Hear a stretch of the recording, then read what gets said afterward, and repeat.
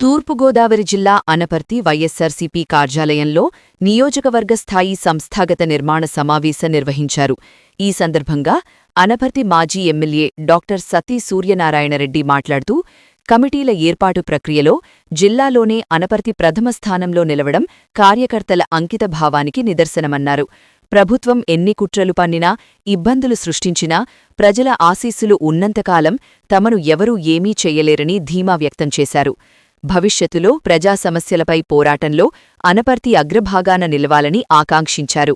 ఈ కార్యక్రమంలో పార్టీ జిల్లా అధ్యక్షులు చెల్లుబోయిన శ్రీనివాస వేణుగోపాలకృష్ణ, మాజీ ఎమ్మెల్యే డాక్టర్ సత్తి సూర్యనారాయణరెడ్డి, రాష్ట్ర యువజన విభాగం అధ్యక్షులు జక్కంపూడి రాజా, రాజమండ్రి పార్లమెంట్ పరిశీలకులు తిప్పల గురుమూర్తిరెడ్డి, అనపర్తి నియోజకవర్గ పరిశీలకులు గుబ్బల తులసీకుమార్, వైఎస్సార్సీపీ నాయకులు, కార్యకర్తలు పాల్గొన్నారు.